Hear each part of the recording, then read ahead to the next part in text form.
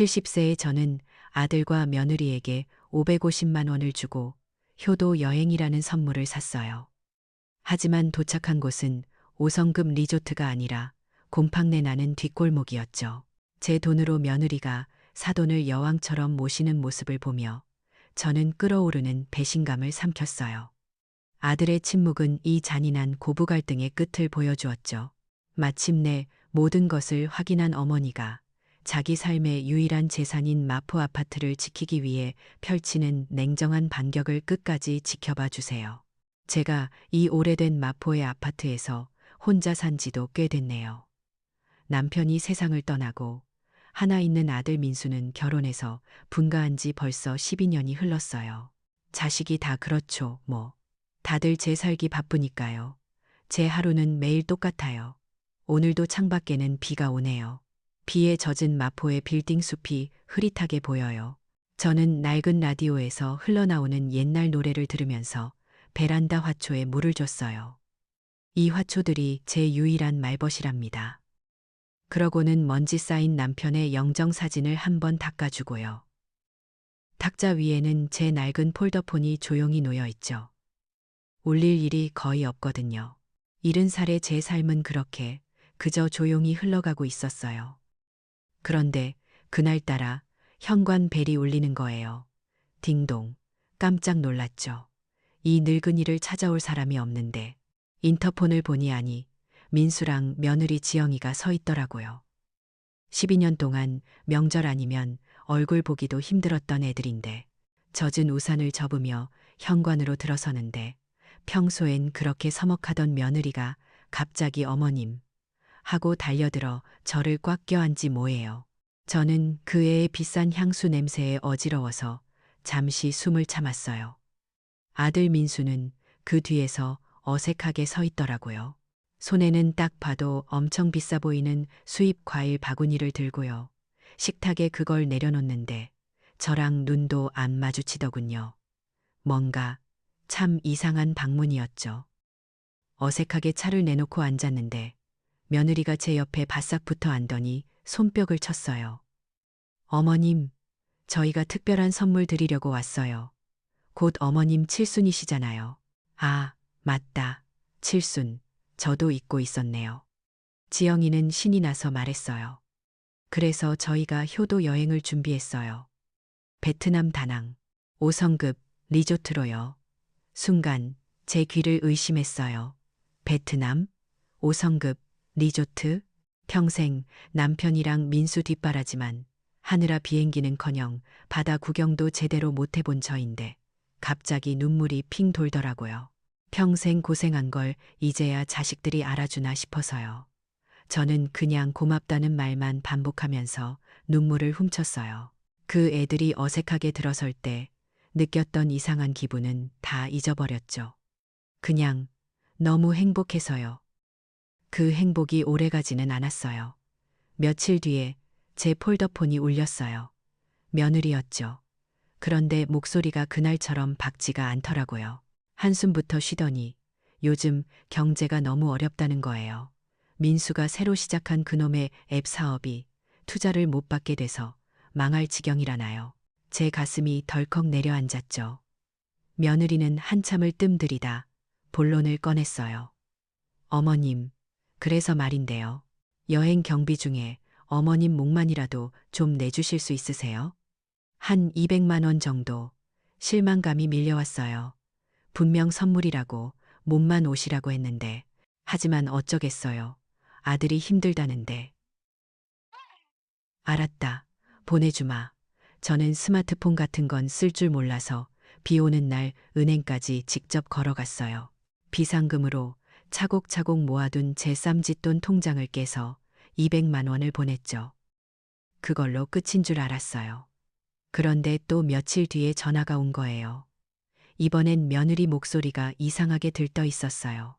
어머님, 제가 어머님 편하게 모시려고 전부 최고급으로 업그레이드 했어요. 그 말이 무슨 뜻인지 생각할 틈도 없이 며느리가 말했어요. 그랬더니 비용이 꽤 추가됐네요. 어머님, 저희가 너무 힘드니까 다른 사람들 추가 비용까지 해서 350만 원만 더 지원해 주실 수 있으세요? 제 손이 떨렸어요. 200만 원에 350만 원이라니. 합의 550만 원. 제 전 재산이나 다름없는 돈이었어요. 이건 아니다 싶었죠. 하지만 며느리는 이게 다 어머님 위한 거고 평생 한 번뿐인 가족 여행인데 하면서 저를 몰아붙였어요. 아들 민수 생각, 다 같이 가는 가족 여행이라는 그 말에 저는 결국 다시 은행으로 향했어요. 통장을 완전히 비워서 550만 원을 다 보냈어요. 돈을 보내고 나니 마음이 너무 불안했어요. 그래서 망원시장 근처에서 작은 떡집을 하는 제 오랜 친구 미경이한테 갔죠. 미경이는 제 얘기를 듣더니 떡매를 치던 손을 딱 멈추더라고요. 칠순 노모 돈 600만 원 가까이 뜯어가는 사기지. 저는 민수 편을 들었죠. 아니야, 민수가 사업이 어려워서. 미경이는 제 말을 싹둑 잘랐어요. 사업, 웃기지 마. 그놈들 요즘 주식으로 돈 다 날리고 빚더미에 앉았다는 소문이 시장의 바다에. 너 지금 단단히 속고 있는 거야. 정신 차려. 저는 더 듣기 싫어서 그냥 고개를 돌려버렸어요. 네가 내 속도 모르면서 하고 떡집을 나와버렸죠. 하지만 미경이의 그 매서운 눈빛이, 그 말이 자꾸만 제 가슴에 돌덩이처럼 박혀서 불안감을 떨칠 수가 없었어요. 저는 그저 제 아들을 믿고 싶었을 뿐이에요. 여행 당일이 되었어요. 미경이의 그 독한 말이 밤새 귓가에 맴돌아서 사실 잠을 한숨도 못 잤네요. 그래도 애써 마음을 다잡았죠. 아니야, 내 아들 민수가 설마 그럴 리가. 저는 20, 30년은 좋게 쓴 낡은 캐리어를 낑낑대며 끌고 공항버스를 탔어요. 인천공항은 어찌나 넓고 복잡한지 정신이 하나도 없더군요. 다들 그 손바닥만 한 기계 스마트폰만 쳐다보면서 휙휙 지나가는데 주머니 속 폴더폰만 만지작거리는 제가 꼭 미아가 된 기분이었어요. 약속한 장소에서 한참을 두리번거렸죠. 아들한테 전화를 걸어야 하나 초조해지기 시작할 때쯤 저쪽에서 민수와 며느리가 보이더라고요. 그런데 그 애들 옆에 웬 낯선 여자가 서 있는 거예요. 아니, 낯선 건 아니죠. 화려한 옷차림에 머리를 한껏 부풀린 그 사람은 바로 제 사돈, 며느리 지영이의 엄마 황명희 여사였어요. 제 가슴이 쿵 하고 내려앉았죠. 아니, 사돈어른이 여긴 어쩐 일로? 제가 묻기도 전에 며느리가 활짝 웃으며 다가왔어요. 어머님, 저희가 엄마도 모시고 가기로 했어요. 다 같이 가면 좋잖아요? 한마디 상의도 없이요. 아들 민수는 이번에도 제 눈을 피한 채 황 여사의 조그만 손가방을 받아들고는 연신 허리를 굽히더군요. 며느리 지영이는 황 여사의 캐리어를 자기가 밀겠다며 호들갑을 떨었고요. 저는 그 순간 제가 낸 550만 원이 어디로 흘러가고 있는지 어렴풋이 깨닫기 시작했어요. 그리고 지영이가 제 낡은 캐리어를 힐끗 보더니 얼굴을 팍 찌푸리는 거예요. 어머님은 짐을 왜 이렇게 많이 가져오셨어요? 귀찮게. 그 한마디에 제 얼굴이 화끈 달아올랐어요. 돈은 내가 냈는데 짐 많다고 타박이라니요. 불길한 예감은 탑승 게이트에서 확실해졌어요. 며느리가 여권이랑 비행기 표를 나눠주더군요. 제 손에 쥐어진 건 얇은 종이 한 장. 이코노미라고 적혀 있었어요. 그런데 아들 녀석과 며느리, 그리고 황 여사가 들고 있는 표는 딱 봐도 빳빳하고 두툼한 것이 비즈니스라고 쓰여 있더군요. 지영아, 이게.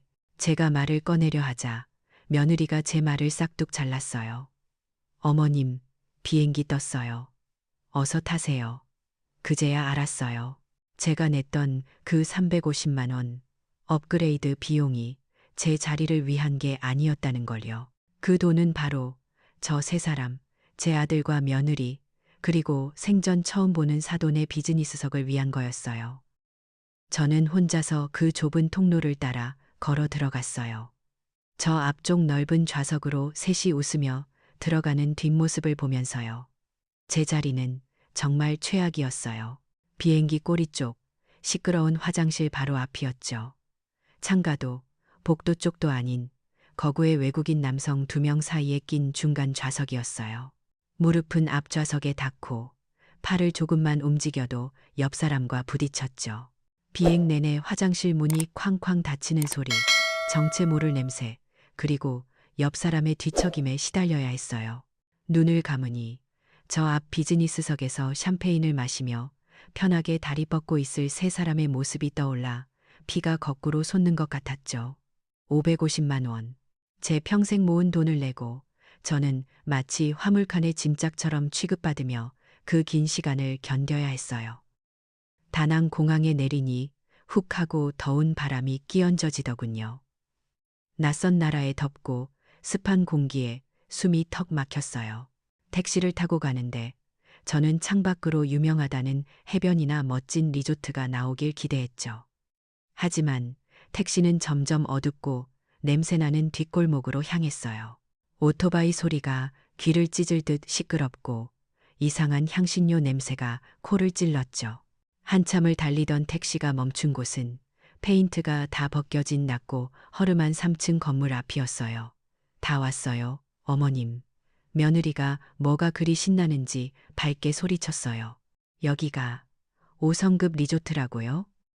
지영이는 제 팔을 잡아 끌며 그 건물로 들어갔어요.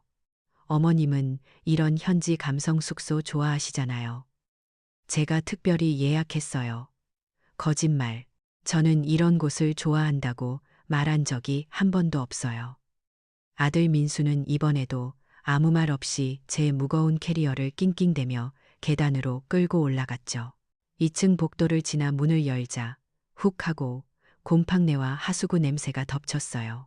방은 햇빛도 안 드는 것처럼 어둡고 침대보는 눅눅했으며 작은 화장실에서는 악취가 진동을 했죠.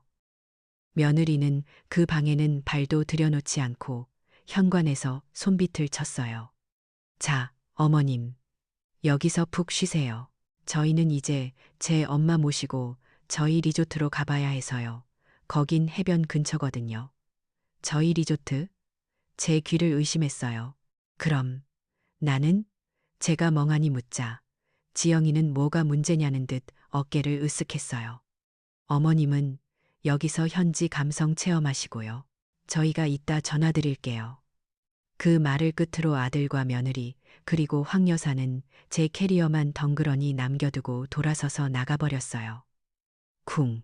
문이 닫히는 소리와 함께 저는 그 냄새나는 낯선 방에 홀로 남겨졌죠. 눅눅한 침대 가장자리에 걸터 앉았어요. 눈물도 나오지 않았어요. 그냥 머릿속이 차갑게 식어버렸죠. 미경이 말이 맞았어요. 이건 효도 여행이 아니었어요. 저는 550만 원을 주고 이 이국 땅의 빈민가에 버려진 거였어요.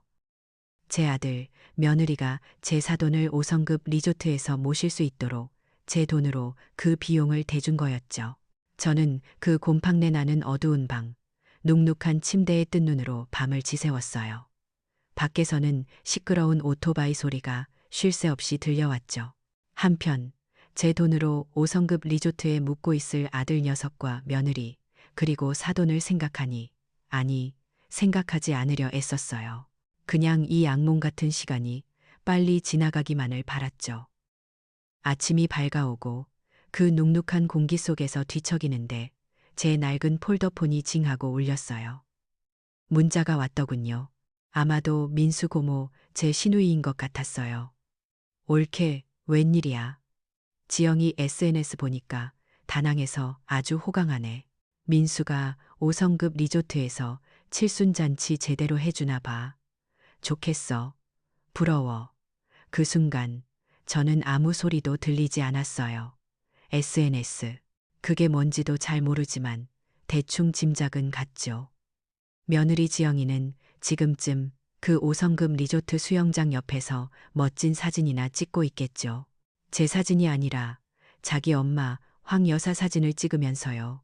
그러고는 해시태그라는 걸 달았겠죠. 효도 여행. 어머님 사랑해요. 아, 저는 그저 병풍이었던 거예요. 그 애들의 거짓 효도 연극에 필요한 소품. 550만 원짜리 병풍. 피가 차갑게 식는 기분이었어요. 저녁 시간이 되어도 아무 연락이 없었어요.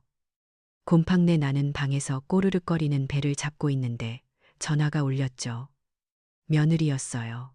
목소리가 어찌나 밝고 가식적인지. 어머님, 식사는 하셨어요? 저희는 지금 제 엄마 모시고 고급 레스토랑 가요. 근데 거기가 향신료가 좀 강해서 어머님은 입에 안 맞으실 것 같아서요. 노인분들 건강에도 안 좋고. 제 걱정을 해주는 척하는 그 목소리가 역겨웠어요. 괜찮다고 말하고 전화를 끊었죠. 그리고 1시간쯤 지났을까 누가 문을 두드렸어요.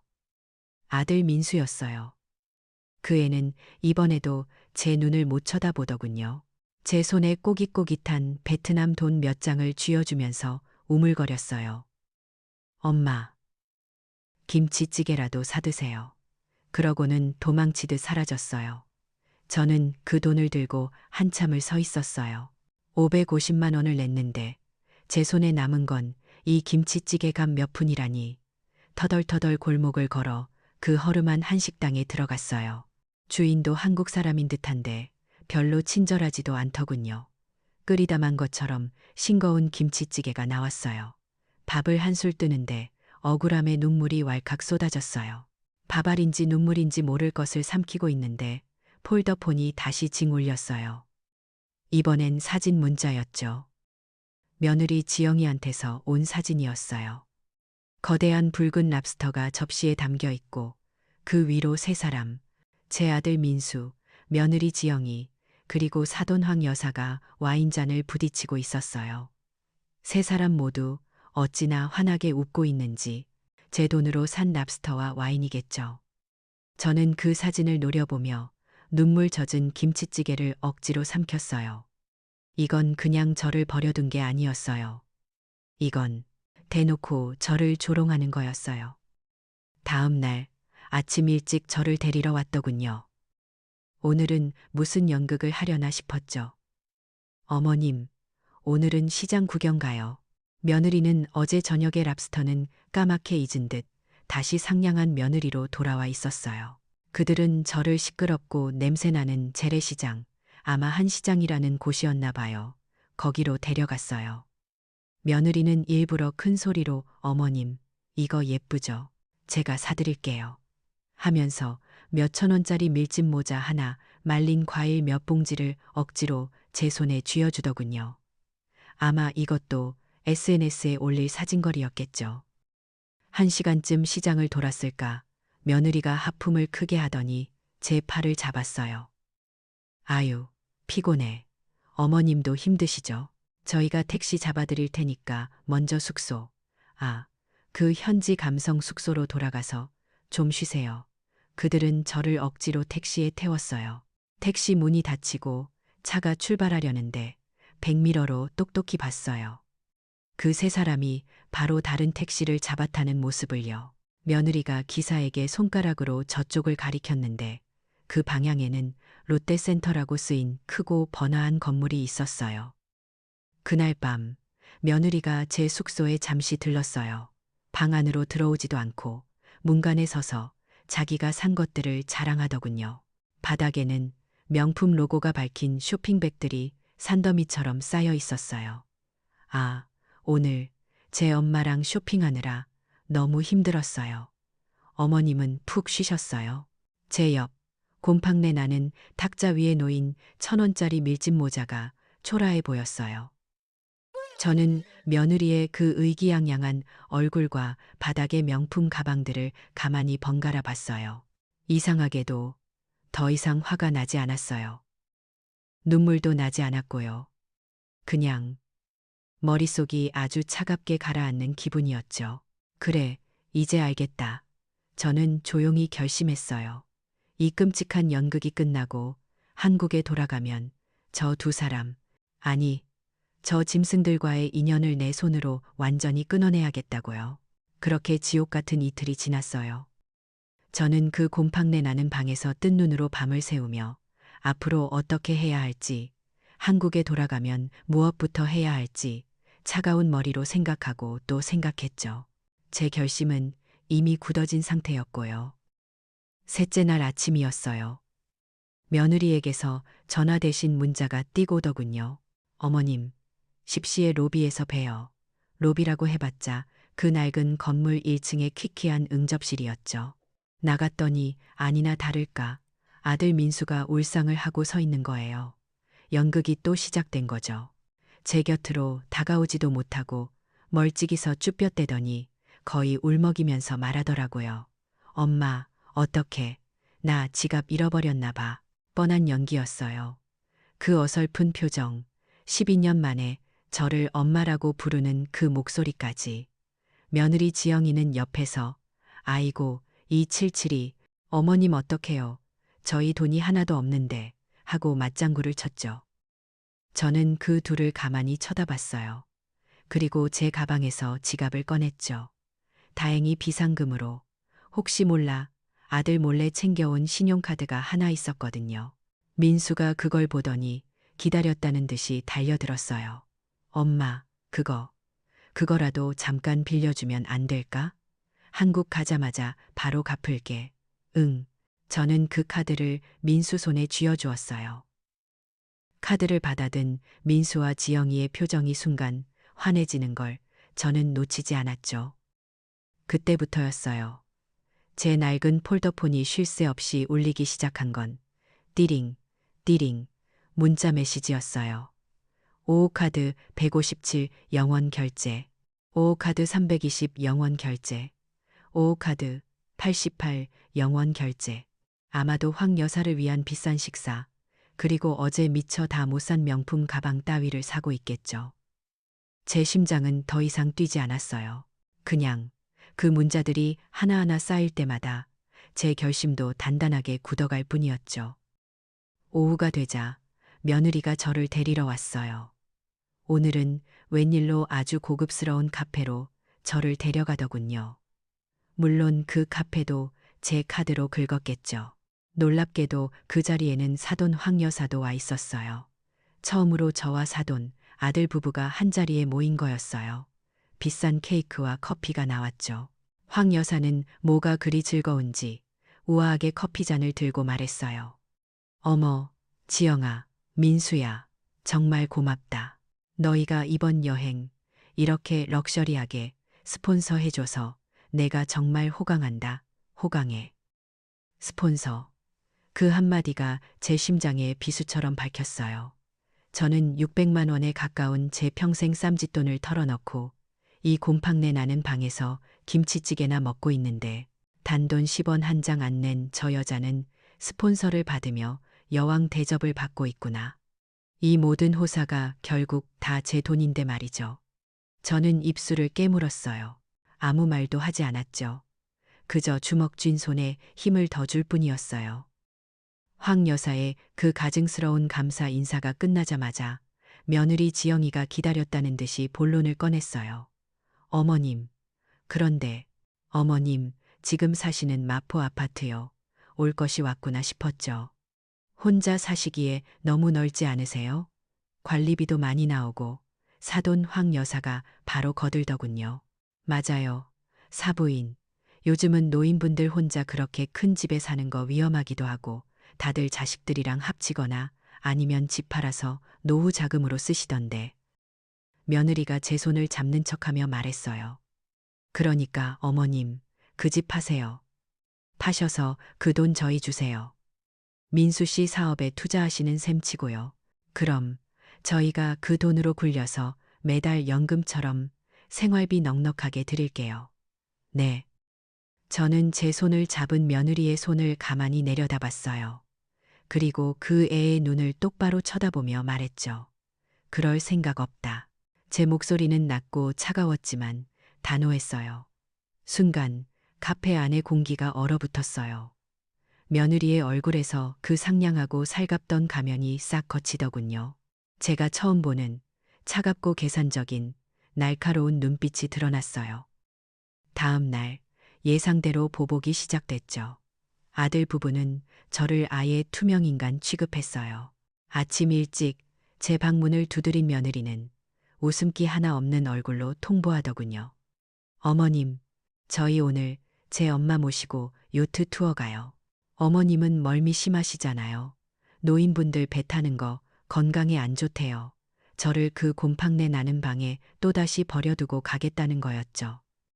저는 그래 한마디만 했어요. 그들이 떠나자마자 저는 자리에서 일어났어요. 더 이상 절망 같은 건 없었죠. 가방 깊숙이 넣어둔 신용카드를 주기 전에 미리 빼돌려둔 제 진짜 비상금, 현금 다발을 꺼냈어요. 그리고 그 낡은 건물을 나섰죠. 골목 어귀에서 택시를 잡았어요. 기사에게 활짝 웃으며 말했죠. 기사님, 이 근처에서 가장 맛있고 가장 경치 좋은 현지 식당으로 가주세요. 수십 년 만이었어요. 눈치밥이 아니라 오직 저 하나만을 위한 식사를 한 건 바다가 보이는 멋진 식당에서 제가 먹고 싶은 가장 비싼 해산물 요리를 시켰죠. 정말 꿀맛이더군요. 밥을 먹고 나서는 미케비치라는 아주 아름다운 해변을 혼자 거닐었어요. 부드러운 모래를 밟으며 파도 소리를 들으니 꽉 막혔던 가슴이 뻥 뚫리는 기분이었죠. 저는 그 해변을 걸으면서 한국에 돌아가자마자 해야 할 일들을 하나하나 아주 꼼꼼하게 계획했어요. 변호사 사무실부터 들르고 그 다음엔 은행, 그 다음엔 통신사, 그리고 집 도어로. 저녁 늦게 숙소로 돌아오니 며느리가 잔뜩 화가 난 얼굴로 저를 기다리고 있더군요. 어디 갔다? 이제 오세요? 제가 대답 대신 방으로 들어가려 하자 며느리가 악을 쓰듯 소리쳤어요. 아파트 정말 안 파실 거예요? 며느리의 얼굴은 분노로 일그러져 있었어요. 더 이상 가면을 쓸 필요도 없다고 생각했나 봐요. 우리가 뭐 때문에 어머니 같은 늙은이를 여기까지 모시고 온 줄 아세요?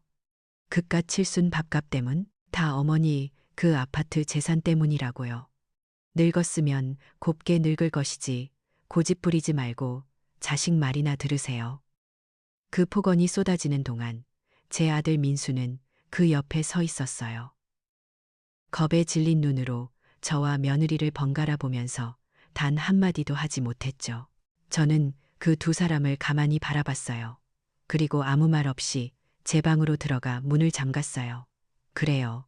모든 게 끝났어요. 저는 제가 원했던 모든 증거를 다 모았네요. 저는 그 며느리의 폭언을 들은 밤 한숨도 자지 못했어요. 아니, 어쩌면 제 마음속의 아들, 이민수에 대한 장례식을 치른 거였는지도 모르죠.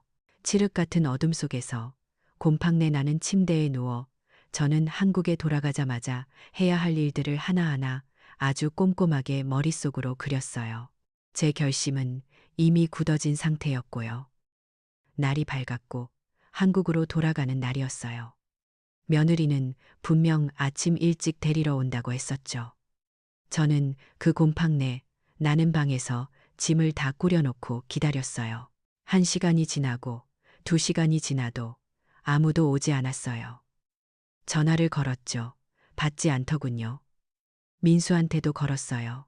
역시나 꺼져 있었어요. 심장이 쿵쾅거리기 시작했어요. 비행기 시간이 다가오는데 설마 나를 버리고 갔나? 공포감이 밀려왔어요. 저는 패닉 상태가 됐죠. 이대로 이 낯선 나라에서 미아가 될 순 없잖아요. 젖먹던 힘까지 다해서 그 무거운 캐리어를 끌고 1층까지 내려왔어요. 좁은 골목길을 빠져나가 겨우 택시를 잡았죠. 공항, 빨리 가주세요. 공항에 도착했을 땐 이미 탑승 수속 카운터가 문을 닫기 직전이었어요. 제가 울면서 사정을 했죠. 비행기 놓치면 안 된다고. 제발, 직원이 딱하게 받는지 겨우 마지막으로 저를 태워줬어요. 그렇게 지옥 같은 비행을 마치고 인천공항에 도착했을 땐 저는 완전히 녹초가 되어 있었어요. 굴욕감과 피로감에 몸을 가누기도 힘들었죠. 터덜터덜 수암을 찾는 곳으로 갔는데 저쪽에서 너무나 태평한 모습의 세 사람이 보이는 거예요. 제 아들 민수, 며느리 지영이, 그리고 사돈 황명이.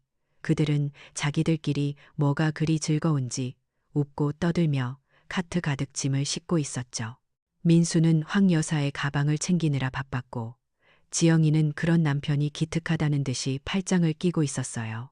제가 바로 그들 옆에 서 있었는데도 저를 완전히 무시하더군요.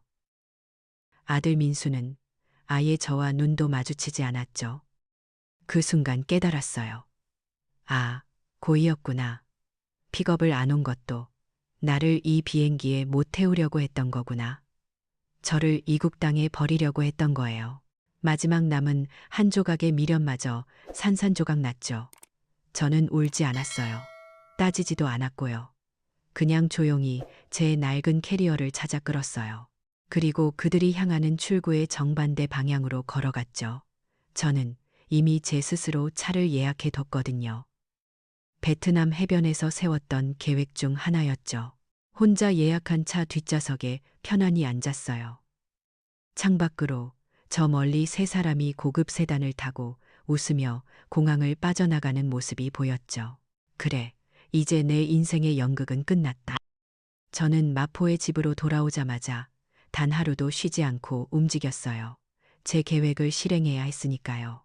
가장 먼저 통신사로 달려갔어요. 제 낡은 폴더폰을 내밀고 말했죠. 이거 해지해 주세요. 그리고 최신 스마트폰으로 번호 새로 만들어주세요. 직원이 이것저것 물어보는데 저는 그냥 가장 비싸고 좋은 걸로 해달라고 했어요. 새 스마트폰을 손에 쥐고 그 자리에서 12년 동안 썼던 낡은 유심칩을 두 동강 내서 쓰레기통에 버렸어요. 속이 다 시원하더군요. 그 다음엔 바로 열쇠공을 불렀어요. 이 집에서 가장 비싸고 가장 안전한 디지털 도어록으로 바꿔주세요. 열쇠공이 설치하는 내내 저는 그 과정을 하나하나 지켜봤죠. 그리고 새 도어록에 제 지문만 등록했어요. 오직 저만 열 수 있게요. 비밀번호는 제 죽은 남편의 생일로 정했어요. 이제 이 집은 완벽한 제 요새가 된 거죠. 마지막으로 은행에 갔어요. 제 이름으로 된 모든 통장을 다 들고 가서 말했죠. 제 아들 이름으로 나가는 모든 부가 카드 당장 정지시켜 주세요. 그리고 제 모든 계좌, 저 본인 아니면 절대 1원 한 푼 못 빼가게 다 잠가 주세요. 은행 직원이 놀라서 무슨 일 있으시냐고 묻더군요. 저는 그냥 자식놈들, 다 도둑놈들이라 그렇다고 했어요. 인터넷 뱅킹, 앱 뱅킹, 비밀번호까지 싹 다 바꿨죠. 이제 제 돈은 완벽하게 제 것이 되었어요. 아니나 다를까 며칠 뒤였어요. 초인종이 울리더군요. 새로 산 스마트폰 화면에 며느리와 아들의 일그러진 얼굴이 나타났어요. 아마 돈이 필요했겠죠. 제 카드가 막혔을 테니까. 밖에서 문을 두드리고 소리를 질러댔어요. 어머님, 문 좀 열어보세요. 왜 비밀번호가 안 맞아? 저는 식탁에 앉아 차분히 차를 마시면서 그 모습을 지켜봤어요. 며느리가 협박을 하더군요. 이거 안 열면 경찰 부를 거예요. 노망 나셨어요? 저는 인터폰 버튼을 눌렀어요. 그리고 차갑게 말했죠. 시끄럽다. 너희들이야말로 당장 안 꺼지면 내가 경찰 부를 거야. 여긴 내 집이니까. 제 목소리에 그 둘은 순간 얼어붙더군요. 아마 평생 들어본 적 없는 제 목소리였겠죠. 한참을 더 소리 지르다 결국 욕설을 내뱉으며 돌아가더라고요. 꼴 좋았어요. 하지만 그 짐승들이 그걸로 끝낼 리가 없죠. 며칠 뒤 제 시누이, 그러니까 민수 고모한테서 전화가 왔어요. 목소리가 다급하더군요. 올케, 이게 무슨 일이야? 민수한테 전화 왔는데 올케가 갑자기 치매 알츠하이머에 걸려서 정신이 오락가락한다고. 옆에서 누가 올케 재산 노리고 조종하는 것 같다고. 기가 막혀서 제 마지막 남은 재산마저 정신병 프레임을 씌워서 빼앗아 가려고 한 거예요. 저는 침착하게 시누이에게 말했어요. 형님, 제가 그럴 줄 알았어요. 시누이가 놀라더군요. 치매 걸린 노인네가 혼자 스마트폰 개통하고 은행 가서 계좌 다 잠그고 집 도어록까지 지문으로 바꿀 수 있나요? 그리고 저는 그동안 있었던 모든 일을 다 털어놨어요. 제가 낸 550만 원, 사돈의 5성급 리조트, 제 곰팡이 방, 눈물의 김치찌개, 랍스터 문자, 그리고 아파트를 내놓으라던 협박까지요. 시누이는 경악을 금치 못했죠. 저는 전화를 끊자마자 친구 미경인의 떡집으로 갔어요. 정신병 소리를 들으니 이젠 정말 용서가 안 되더군요. 미경이는 제 얘기를 듣더니 자기 딸, 그러니까 변호사한테 당장 가자고 했어요. 미경이가 비장한 얼굴로 가방에서 작은 녹음기 하나를 꺼내더군요. 이거 내 며느리가 너한테 폭언할 때 내가 혹시 몰라서 녹음해뒀었어. 베트남에서 며느리가 저한테 늙었으면 자식 말이나 들어라고 악쓰던 그 목소리가 생생하게 담겨 있었어요. 미경이 딸의 변호사 사무실에서 저희는 모든 증거를 다 내놨어요. 변호사는 즉시 내용 증명이라는 걸 작성해야 한다고 하더군요. 그건 법적인 효력이 있는 공식 편지래요. 변호사는 그동안의 모든 사기 행각, SNS 기만, 횡령카드, 사용 내역, 그리고 그 녹음 파일에 담긴 며느리의 폭언까지 전부 인용해서 적어 내려갔어요. 다시는 제게 연락하거나 접근하거나 제 명예를 훼손하면 즉시 소송과 접근 금지 명령을 신청하겠다고요. 마지막에 변호사가 물었어요. 어머님, 더 추가하고 싶으신 말씀은 없으세요? 저는 변호사를 똑바로 보고 말했죠. 한 줄만 더 넣어주세요.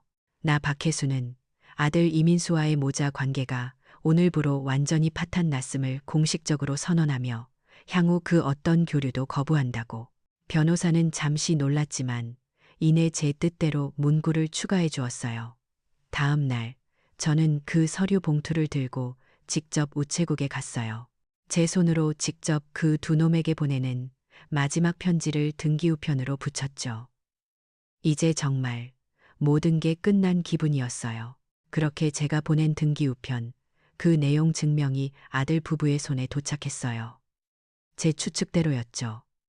그 애들은 패닉 상태에 빠졌어요. 법적인 문서가 그토록 무서운 건지 며느리와 민수는 서로에게 소리를 지르며 책임을 떠넘겼다고 하더군요. 제가 시누이를 통해 간접적으로 들었죠. 내용 증명에는 그 애들이 제게 했던 모든 만행, 며느리가 녹음 파일에서 했던 폭언까지 적나라하게 인용되어 있었으니까요. 동시에 그 애들의 사회적 몰락도 시작되었어요. 제가 시누이에게 베트남에서 벌어졌던 모든 일의 진실을 폭로하고 미경이가 녹음한 음성 파일까지 친척들에게 전달되자 친척들은 경악했어요. 아무리 그래도 부모에게 치매 프레임을 씌워 재산을 가로채려 했다는 사실에 모두들 분노했죠. 온 친척들이 그 둘을 폐륜하라고 욕하며 전화를 끊어버렸다고 하더군요.